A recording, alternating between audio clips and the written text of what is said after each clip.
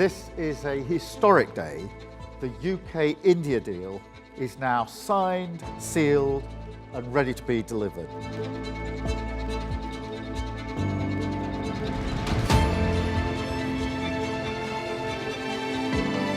मुझे विश्वास है कि हमारी साझेदारी दोनों देशों के लोगों के लिए एक मैच विनिंग पार्टनरशिप साबित होगी।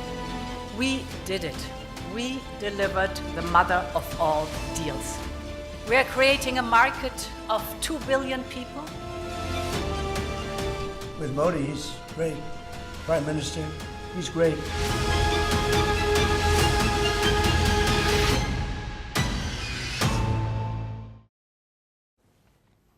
We told you about the deal with the United States. It's a big deal, but it's not a one-off. In just the last 5 months, India has signed or struck some of the biggest trade deals in its history. With Britain, with the European Union, with Oman, with New Zealand, and now with the United States. So from London to Brussels, from the Gulf to the Pacific, the message is clear. The world is making a beeline for India. The first to sign the deal was the United Kingdom. For years, talks between India and Britain were stalled. The conversation outlived multiple prime ministers, but in 2025, they concluded it.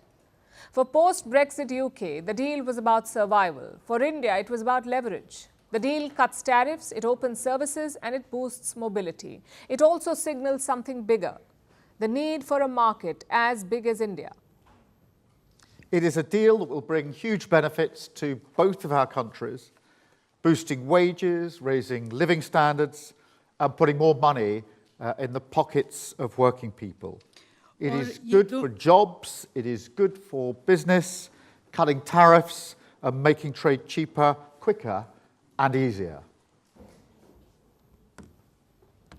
Days later, New Delhi locked in another agreement, this time with Oman. Under this deal, nearly 98% of Indian exports get duty-free access. From textiles to engineering goods, it's a commercial win and a strategic one. After all, it strengthens India's footprint in the Gulf. Then it was New Zealand. The two sides signed a full-fledged trade agreement. The negotiation was concluded in 9 months. Again, it was a very big deal. There's zero duty access for Indian exports and major commitments on services and investment. And here too, India's agricultural interests were protected. After that, it was what they call the mother of all deals. That's what the Europeans said, the trade deal with the European Union and India. It's something both sides have been trying to achieve for nearly 20 years. For nearly 2 decades, negotiations went nowhere. There were different standards, different priorities, different politics. But this January, things moved fast. The EU leaders were in India. Both sides concluded the deal, and it was quite an achievement. Prime Minister, distinguished friend, we did it. We delivered the mother of all deals. We are creating a market of 2 billion people. And this is the tale of two giants, the world's second and fourth largest economies. Two giants who choose partnership in a true win-win fashion.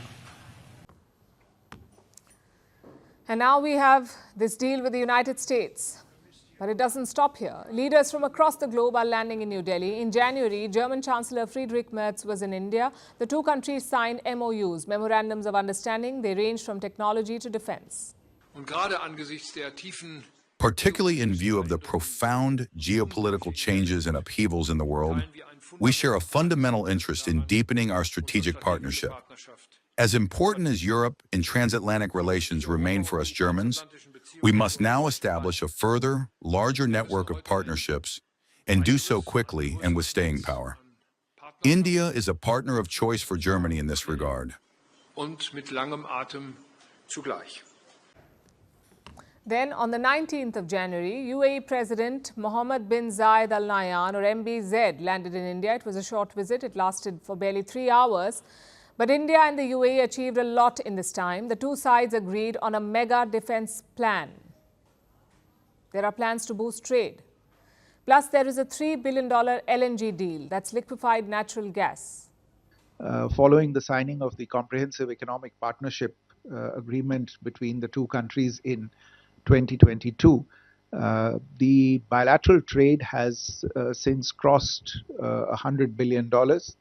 And in view of this, the two leaders decided to raise ambitions and look to double bilateral trade to $200 billion by 2032. Later this month, Brazil's president is coming to India. His name is Lula da Silva. The two sides could look at expanding trade, especially in South America.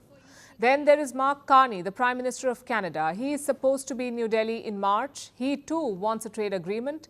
And this one is particularly interesting because just a year ago, India and Canada ties had hit rock bottom. Both sides had expelled diplomats. There were a lot of accusations. And we've come a long way since. Carney's visit shows that Canada needs India more right now. So what explains this larger trend? Why are all these countries and leaders keen to work with India? Because the old trade playbook is broken. The United States is unpredictable, China is overproducing and undercutting, supply chains are brittle, middle powers like Europe, Canada, Japan, the Gulf, they're all looking for reliable scale. And India offers exactly that. A 1.4 billion strong market, one of the top 5 global economies, and a politically stable player. India is big enough to matter and independent enough to be trusted. This also marks a change in India's own thinking. For decades, India was wary of free trade. Self-reliance came first. Economic entanglement was seen as a risk. That logic has flipped. Today, India sees strength in selective integration. Lower tariffs on inputs, cheaper manufacturing, and better access for textiles, gems, engineering, electronics. The goal is simple: make in India, but sell to the world.